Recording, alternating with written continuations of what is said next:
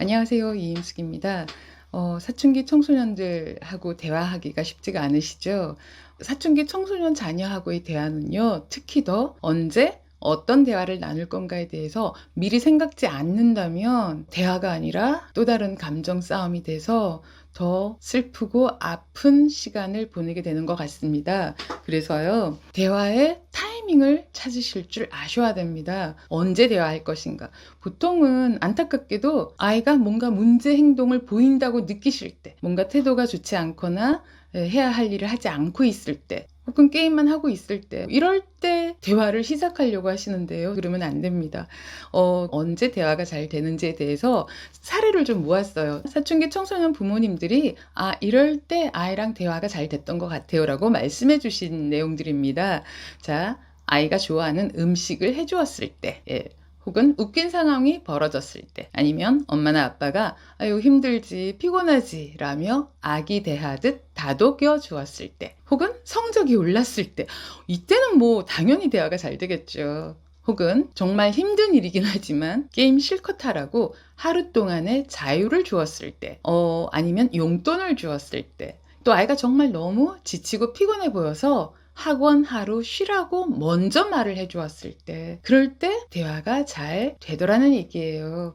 어떠세요? 그러니까 사춘기 아이들이라고 해서 항상 반항하고 거부하기만 하는 건 아니거든요. 대화가 잘 될 때는요, 자기 잘못을 또 스스로 인정하기도 합니다, 분명히. 다만 그냥 거부감과 반항심 때문에 아니라고, 모르겠다고, 상관없다고 말할 뿐인 거죠.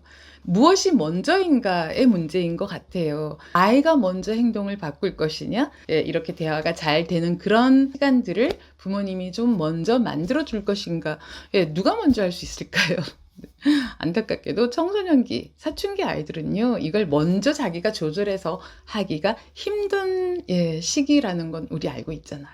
그래서 부모님이 조금 속상한 마음이 좀 진정되셨을 때, 이런 시간을 좀 만들어 주시면은 그 다음 대화가 조금은 더 잘 풀린다라는 것도 강조드리고 싶고요. 자, 그러면 대화를 시작을 했는데 어떤 대화를 할 것인가가 또 중요하죠.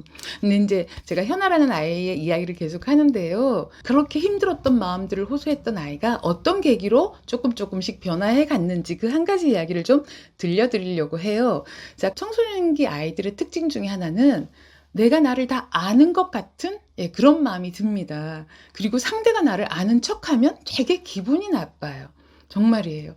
그래서 대화가 더 힘들어져요.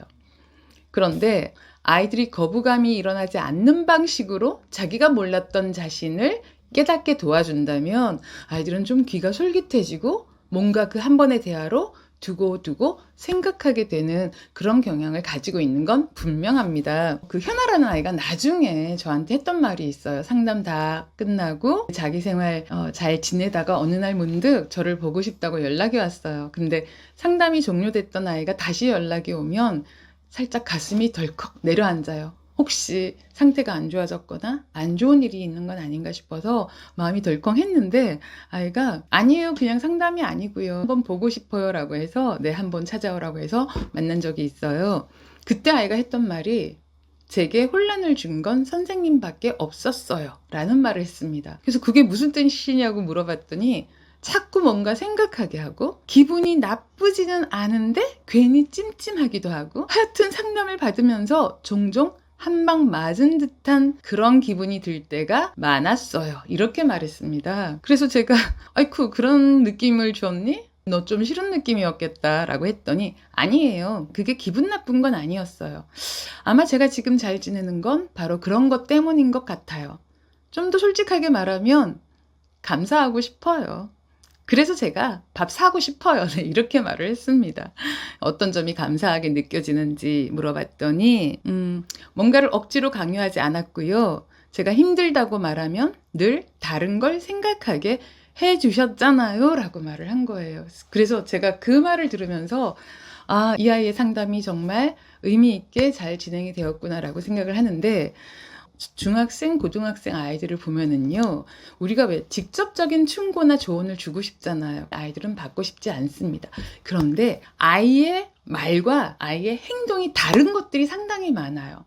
난 못해요, 안 해요 라고 했는데 뭔가 의욕을 보인다거나 잘할 수 있어요 했는데 의외로 실수를 많이 하거나 되게 건성건성해서 결과물이 좋지 않거나 이렇게 말과 행동이 다른 점을 본인은 깨닫지 못하는 경우가 참 많습니다. 그래서 그걸 깨닫게 해 주는데요. 이게 어떤 이론에 있냐면은요. 조하리의 창이라고 내가 아는 나, 내가 모르는 나, 그리고 남이 아는 나, 남이 모르는 나 라는 개념이 있습니다. 그래서 나에 대해서 나도 알고 남도 아는 부분을 우리가 공개 영역이라고 합니다. 그리고 남은 알지만 나 자신은 모를 수도 있어요. 이런 부분을 눈먼 영역이라고 하고요. 나는 알지만 또 남이 모르는 부분이 있어요. 이런 걸 비밀 영역이라고 합니다. 그리고 나도 모르고 남도 모르는 아직 미지의 영역도 있습니다. 그런데 이제 제가 청소년기에는요, 나도 알고 남도 아는 거에 대해서는 이미 알기 때문에 아이들이 대화에 별로 의미를 느끼지 못하는 것 같아요. 그런데 어디에 흥미를 느끼냐면은 남은 알지만 내가 몰랐던 거에 대한 이야기를 하면 정말요? 제가요? 이렇게 솔깃해하는 태도를 확인할 수가 있습니다. 물론 많은 경우 부모님들도 부모님 눈에는 보이지만 아이가 아직 모르는 걸 많이 얘기해 주세요. 그런데 안타깝게도 그건 되게 부정적인 부분을 더 많이 말씀을 해 주세요. 너 맨날 한다고 말만 하지만 결국은 넌 안 하잖아. 이런 얘기를 확인을 들으면은요, 더 의욕이 사라지죠. 그런데 제가 찾아내는 부분들은 긍정적인 건데 본인은 모르고 오히려 더 부정적으로 표현하는 그런 것들을 먼저 찾아주거든요. 자, 어떤 예가 있냐면은요, 그 사춘기 청소년 아이들하고는요, 그냥 이렇게 말만 하면서 하는 게 되게 좀 어려워요. 근데 보드게임 종류를 가지고 활동을 하면 아이들의 심리 상태가 굉장히 적나라하게 드러나게 됩니다. 제가 뭘 했냐면은요, 큐브예요. 보이시죠? 네. 정육면처럼 큐브를 맞춰보라고 했는데요. 제가 꺼내놓자마자 아이가 뭐라는 줄 아세요? 이딴 거 누가 만들어서 사람 고생시켜요? 그런 거 안 해요. 왜 나한테 하라고 해요? 이런 거 해봤자 무슨 소용이에요? 이렇게 저를 막 공격을 했습니다. 물론 이제 제가 이 아이를 싫다는 걸 억지로 시킬 수는 없어요. 그럴 때 어떻게 하면 좋냐면요. 알았어. 너가 싫으면 난 안 시키지. 근데 선생님 이런 거 보면 하고 싶은 마음이 들거든? 하면서 그냥 저 혼자 만들기 시작을 했어요. 그리고서는 너 오늘 무슨 얘기하고 싶었던 거야? 뭐 기분 나쁜 일 있었나 보다 라고 하면서 이제 이야기를 시작을 했더니 이게 이제 2세트가 있어서 제가 1세트 무더기는 그냥 옆에다가 놔뒀었거든요. 아이가 슬그머니 그걸 한 조각씩 가져가서 이렇게 돌리면서 맞추기 시작하는 거예요. 자, 그럴 때 자칫하면 우리 쪽밖에는 대화를 되게 많이 합니다. 그러니까 어떤 거냐면요. 아이가 이걸 가져가서 맞추기 시작하잖아요. 그럴 때 야, 너 안 한다고 하더니 왜 하니? 뭐 결국 할 거면서 왜 자꾸 투덜댔어? 이렇게 대화를 하시는 경우가 있는데 절대 그러시면 안 됩니다. 그냥 자기도 모르게 끌어다가 맞추기 시작했기 때문에 그건 그냥 자연스러운 흐름 속에 놔두고 그냥 아이랑 이런저런 얘기를 나누는 거예요. 그래서 오늘은 무슨 이유로 이렇게 까칠하게 하는지에 대해서 물어봤더니 집에서 또 엄마 아빠 때문에 열받은 거 이런 이야기를 막 꺼내는 거예요. 근데 계속 얘기하면서 계속 맞춰요. 얼마나 기특하고 예쁜지 모릅니다. 그런 모습을 보면은. 누가 이딴 거 만들어요? 난 이런 거 안 해요. 라고 했지만 엄마에 대한 험담, 엄마에 대해서 속상한 걸 막 저한테 털어놓고 얘기를 하면서 손으로는 이걸 계속 맞추고 있었던 거예요. 근데 이 아이가 보이는 행동에서요. 제가 또 좀 안타까웠던 거는 이 큐브 같은 활동은 초등학교 저학년 때 많이 하고 놀잖아요. 그런데 요즘 의외로 또 이런 경험이 없는 아이들이 되게 많습니다. 그냥 곧바로 학습지 형태의 공부로 바로 들어가 버린 아이들은 이런 경험이 정말 많이 부족하더라고요. 그러니 못 맞추는 거예요. 맞추려다가 허물어 버리고 맞추려다가 또 허물어 버리고 그러니까 슬슬 짜증을 내기 시작을 하는 거예요. 그래서 툭툭 집어 던지려고 해요. 그래서 저도 모르게 요것만 이렇게 하면서 제가 손을 딱 그 한 조각에다 내밀었는데요. 바로 그 순간 제 손을 탁 쳐내는 거예요. 네, 깜짝 놀랐습니다. 근데 기분 나쁘지 않았어요. 저는 거기서 무엇을 읽어냈냐면요.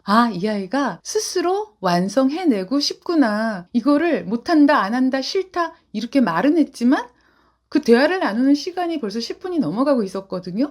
그리고 바로 그 손을 쳐내면서 하는 말이 제가 한다고요. 이렇게 소리쳤습니다. 저는 아이들 이런 모습 발견할 때마다 정말 기쁘고 바로 이거를 좀 진작에 키워줬으면 얼마나 좋았을까 라는 아쉬움이 생기고 그래서 바로 이 지점에서 중요하게 무엇을 이야기해야 될지를 잘 포착을 해야 되고요. 좀 간결하고 귀에 쏙 들어갈 수 있게끔 언어를 정리해서 말하는 게 좀 필요합니다.